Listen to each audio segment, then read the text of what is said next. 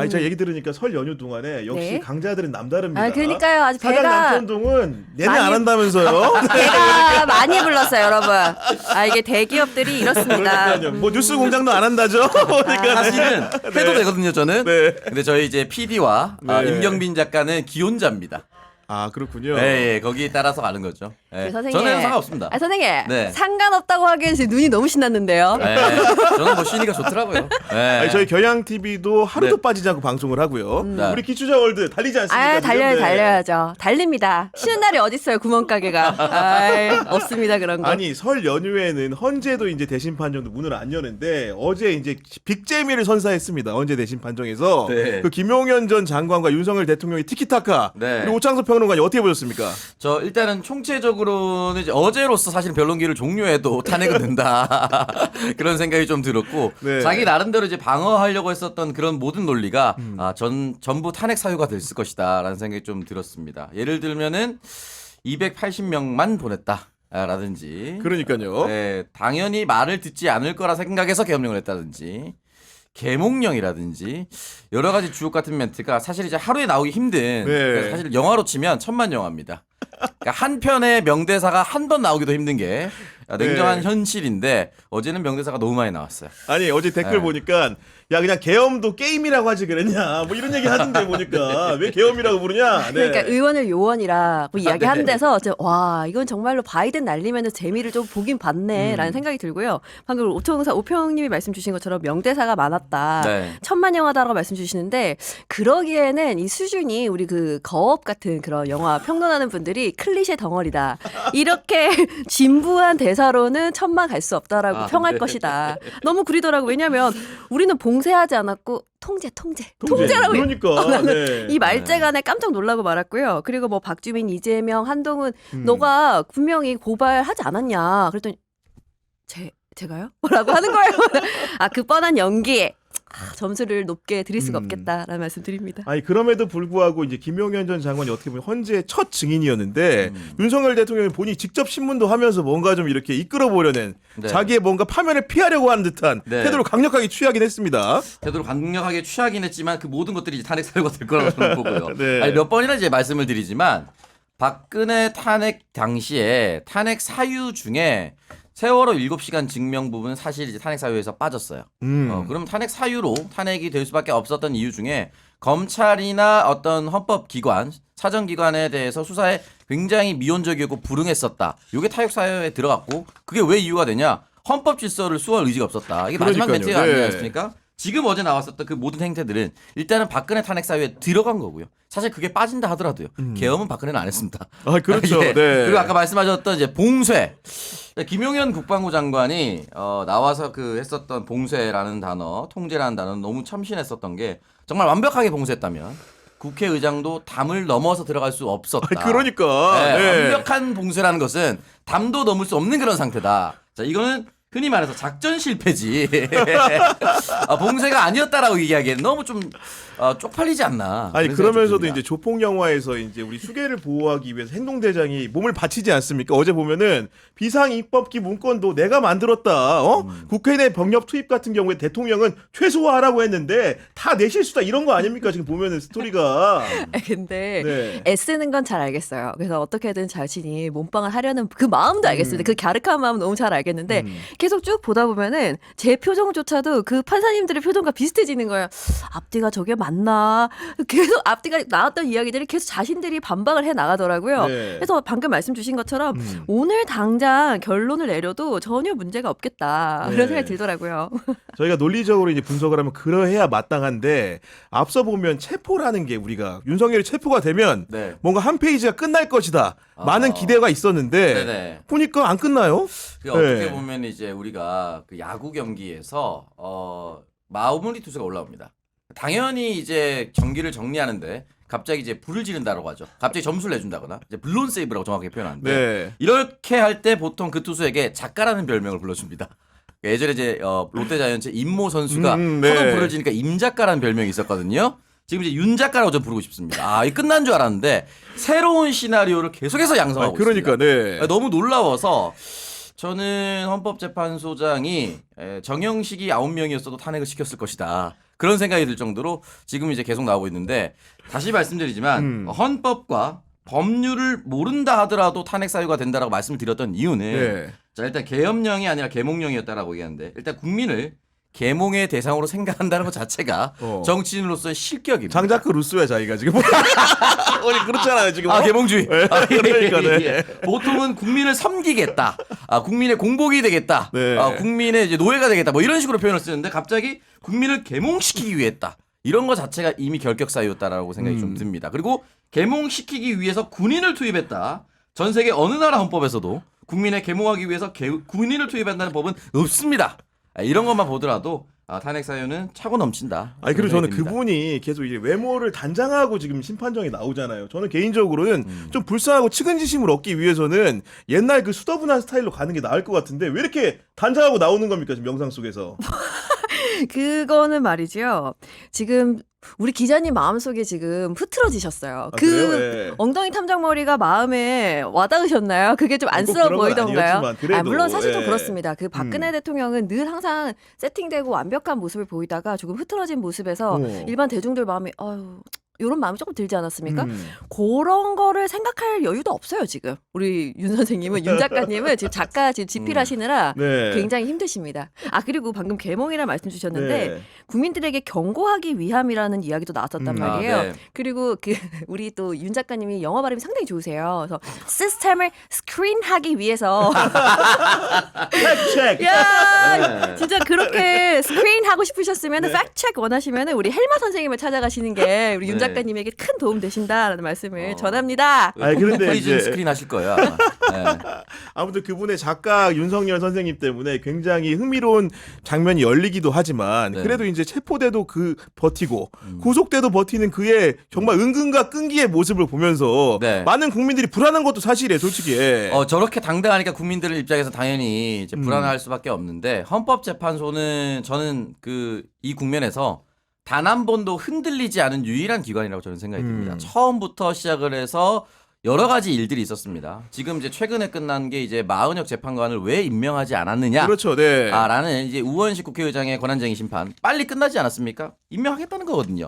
그리고 그 전부터 헌법재판소가 이 내란 관련돼서 빨리 이 심판해달라는 그 심리 요청도 네. 미리 받아들여졌습니다. 그렇기 때문에 내란이 실패하고 난 이후에 헌법재판소는 단 한 번도 흔들리지 않았기 때문에 국민들께서 당연히 불안하시겠죠. 저도 마음속 한켠에는 뭘 믿고 저러나 그런 생각이 들면서 불안한 네. 게 한켠에는 있지만 그래도 헌법재판소는 흔들리지 않고 가고 있으니까 저는 어떻게 보면 이 국면이 모두 끝나고 나면 민주주의가 민주주의를 지켰다라고 누군가는 이제 점을 좀 찍어야 된다는 것이 이번 지금 저희가 육공화국이라고 말씀을 드리고 있는데 이번 마지막 헌법 개정 때 헌법재판소가 헌법기구로 들어왔습니다. 네. 예전에 이제 헌법위원회였나 그랬을 거예요. 헌법재판소가 공식기관으로 들어오면서 이렇게 대통령도 탄핵시킬 수 있는 민주적인 방식으로 인해서 탄핵시킬 수 있는 이 민주주의가 민주주의를 이 시스템 네. 아주 좋다라고 생각이 듭니다. 네. 아니 얼마 전에 이제 그 갤럽 조사도 보니까 기관별 신뢰도 조사를 했는데 단연 1등이 헌재, 2등이 선관위, 3등이 경찰이더라고요. 그러니까 아. 이 사태에 대해서 네. 기관들이 어떤 역할을 하는가를 우리 국민들이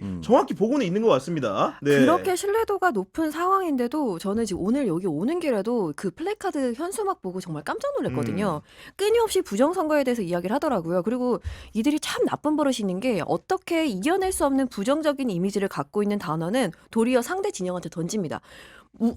민주당 내란 선동 멈춰라가 이게 무슨 말이야 도대체. 이게 이런 식으로 던지는 현수막이 너무 막 많은 던져요, 거예요. 지금. 네. 그리고 부정선거 관련된 것도 제가 그저께 대구 갔다 왔는데 대구 전역에 부정선거를 너네가 자초한 너희가 내란당이다 이런 게 붙어 있더라고요. 와 너무 좀 충격을 받았는데 이 네. 부정선거라는 거는 사실 법원, 수사기관, 선관위 방금 다 굉장히 신뢰를 받고 있는 그다음에 국정원, 방첩사, 문건, 압수수색도 181회 가까이 하지 않았습니까? 5년 동안. 맞아요. 거기서 네. 90% 넘게가 윤석열 정권 때 이뤄진 일입니다. 그럼에도 불구하고 이 부정선거라는 거를 계속 갖고 오는 건 사실 그들에겐 진실이 중요하지 않다. 그냥 하나 땔감이 필요할 뿐. 왜냐? 그들도 다 질 거 알고 있어요 지금. 그렇기 때문에 자신들이 정권을 뺏기고 나서도 뭔가 땔감을 돌려야 자신들이 지지자들이 먹을 게 있지 않겠습니까? 그렇죠. 네. 그거를 위해서 지금 이렇게 민주주의의 근간을 흔드는 선거를 흔드는 이런 행위를 하는 게 이게 맞냐는 거예요. 근데 국민들은 이미 알고 있잖아요. 신뢰하는 그 기관들이 맞습니다. 벌써 딱딱 네. 나오지 않습니까? 그러니까 그들보다 그것보다 훨씬 지금 방금 말씀 주신 것처럼 민주주의가 즉 대중들이 우리 국민들이 결국은 버티고 이겨내고 승리할 것 같다라는 말씀 드리는 거죠. 근데 자라보고 놀란가 소뚜껑 보고 놀란다고 네. 이진숙 위원장님이 살아 돌아오시다 보니까 사람들이 야 이거 혹시 다른 일이 헌재에서 있을 수 있는 거 아니야? 이런 생각 좀 하게 됩니다. 되게 네. 이제 예쁘게 4대 4로 돼가지고 혹시 헌법재판소의 대통령에 대한 파면도 네. 이런 식으로 되는 거 아닌가? 그러니까, 네. 걱정하시는 것 같은데 이진숙의 사유와 윤석열의 사유는 너무나도 판이하다. 그리고 두 번째 방통위 이제 권한대행도 이제 사퇴를 했거든요. 네. 네, 그렇기 때문에 저는 이제 큰 의미는 없다. 이제 불안감은 가질 수 있지만 사안이 다르다. 이게 살인범과 절도범 정도의 차이가 있거든요. 이거는 그렇기 때문에 절도범은 집행유예나 이런 게 나올 수 있지만 네. 살인범은 그렇게 될 수가 없습니다. 국가의 공권력을 이용해서 사실은 국가가 유일하게 이용할 수 있는 합법적 폭력 수단이 경찰과 군인 이런 거 아니겠습니까? 그걸 이용해서 수백에서 수천만 명이 실제로 죽었었던 계엄이 대한민국 역사에 있습니다. 있는데도 불구하고 또 했다라는 것 자체는 저는 다시는 돌아올 수 없는 것이고 헌법재판소와 대법관 정도가 되면 우리나라 판사들 중에 그들 세상에서는 가장 공부 잘하고 가장 진급 잘한 권위가 정말 하늘 끝까지 올라간 사람들입니다. 네. 근데 그 사람들에게 헌법을 부정하는 일을 괜찮다라고 판결문을 쓰라고 하는 것은 불가능한 일입니다. 아 그렇게 모범생이 너무 모범생이라. 예. 저도 지금 당장 윤석열에 대해서 무죄다라고 얘기할 수가 없어요. 헌법을 몰라도. 근데 평생 헌법을 공부해 오고 거기에 입각해서 판결을 내려온 사람이 네. 이건 무죄다. 탄핵을 기각한다라고 얘기할 수 있는 법률적 그걸 찾기는 어렵습니다. 그러니까 요상한 지금 여론조사가 네. 있다고는 하지만은 윤석열 대통령이 묘하게도 국정 운영을 할 때는 지지율이 낮다가 국정 운영을 안 하니까 지지율이 조금씩 올라가는 이 기현상이 벌어지는데 이준석도 사실은 직무 정지 돼 있을 때 괜찮은데 나오면 이제 하나하나 기사가 될 것 같은 예감이 네, 듭니다. 맞아요. 아 네. 그리고 하나 더 이준석 씨가 돌아오긴 했지만 네.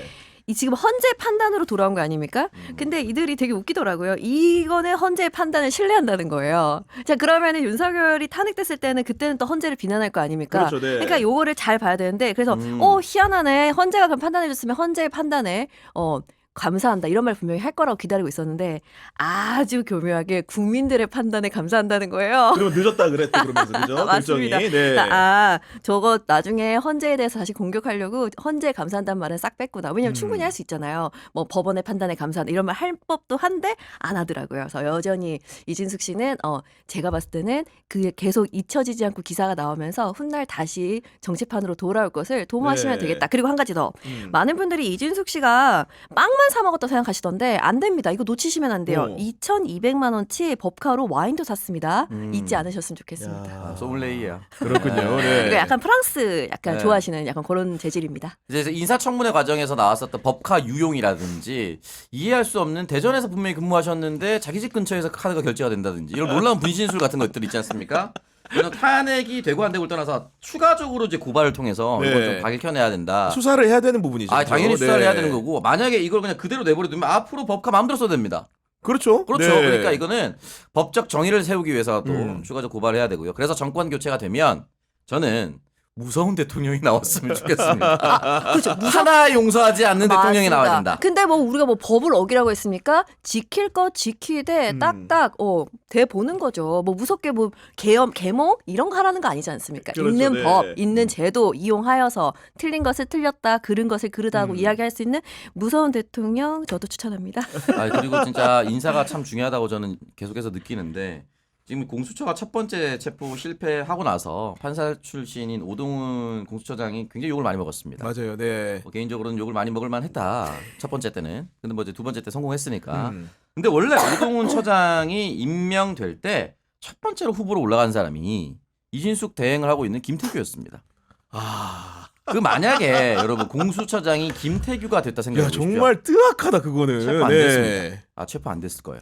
다른 정말로? 국면이 네. 다른 멀티 유니버스가 열렸을 겁니다. 야, 그 김태규 얘기를 듣고 오동훈을 보니까 오동훈이 굉장히 존귀해 보이네요. 아, 그럼요. 그러니까 이게 한 사람의 내 눈앞에만 보고 너무 빡치는 게 분명히 있겠죠. 그러니까 네. 하지만 이것도 민주주의란 시스템을 통해서 김태규를 걸러냈다는 걸러진 거. 거구나. 네. 분명히 이제 우리가 명심을 해야 된다는 거 말씀을 드리고 싶고 지금 헌법재판관에 임명된 정계선 재판관님 네. 이분은 뭐 사법연수원부터 해서 계속 수석이었던 걸로 알고 있습니다. 유능한 재판관. 근데 이 재판관님이 원래 대법관 임명에서 윤석열 대통령이가 거부했습니다.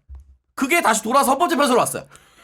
정확한 판결을 내릴 겁니다. 운명의 장난 같은. 그러니까 네. 이런 게 하나하나가 뭔가 처음에 짧게 보면 비극일 수 있지만 길게 보면 또 희극이 될 수 있는 거고. 그러니까요. 지금 하나하나가 윤석열 대통령이 저렇게 나가서 헌법재판소 출석해서 웃으면서 답변을 하고 정신머리 없이 그렇게 해도 네. 우리 결과는 국민들의 승리로 갈 것이다. 그런 네, 말씀드립니다. 알겠습니다.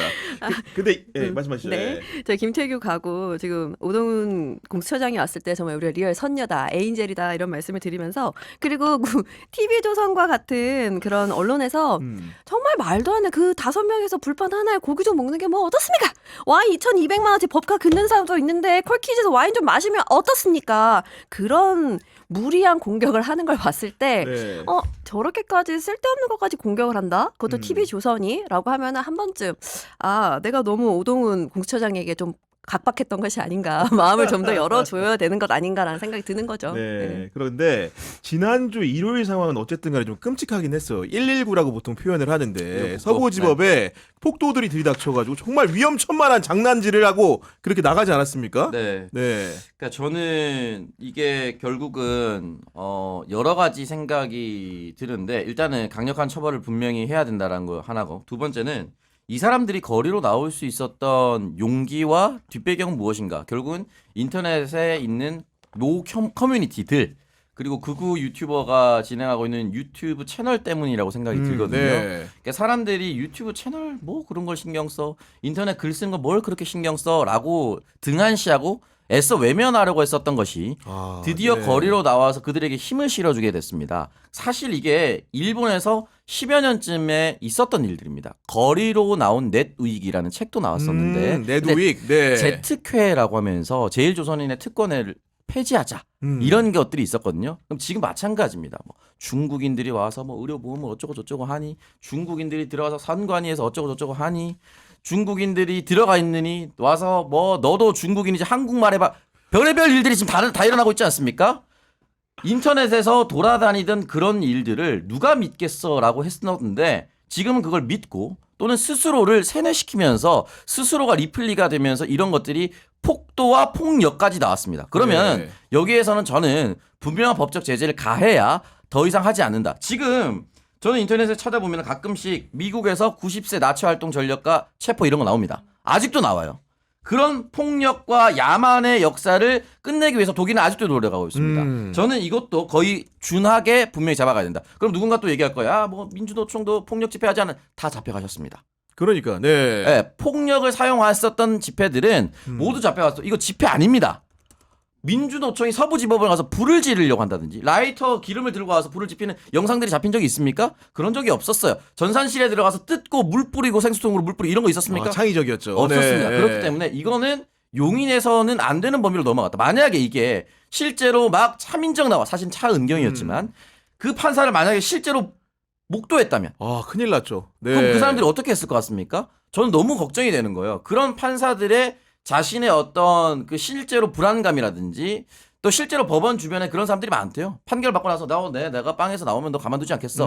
그렇기 때문에 늘 법원 뒤에는 삼엄한 경계를 하고 있는데 거기를 들어갔단 말이에요. 그러니까 네. 그렇기 때문에 이거는 기본적으로 국민의 안전을 위해서라도 큰 중형을 내려야만 물갈이가 된다. 두 번째, 이들을 거기로 끌고 나오게끔 만들었었던 유튜버들. 추동세력이 누군지 실제로 네. 들어가지 않더라도 여러분 들어가지 않더라도 여기로 오세요 하는 것 자체가 이미 저는 범단 수괴급이라고 생각이 듭니다. 그렇죠. 네. 그러면은 본인이 들어가지 않더라도 나오세요라고 했었던 유튜버들 그리고 그 유튜버들을 관리했다라고 추정이 되는 대통령실의 유튜버들과 친한 누군가 지금 막 나오는 거는 강기훈 전 행정관이다. 이 사람이 극우 유튜버와 매개가 돼서 김건희 여사와 직접적으로 연결고리가 되어 있다라는 의혹들이 나오고 있다면 조사할 필요가 있지 않을까. 네. 그리고 실제로 사무실을 같이 쓰고 있대요. 그렇다면은 이거를 정말 아무런 관련이 없다라고 생각할 수 있을까? 관련이 있다라고 의심하는 것이 맞을까? 저는 후자라고 보거든요. 네. 다 찾아내야 된다고 생각이 듭니다.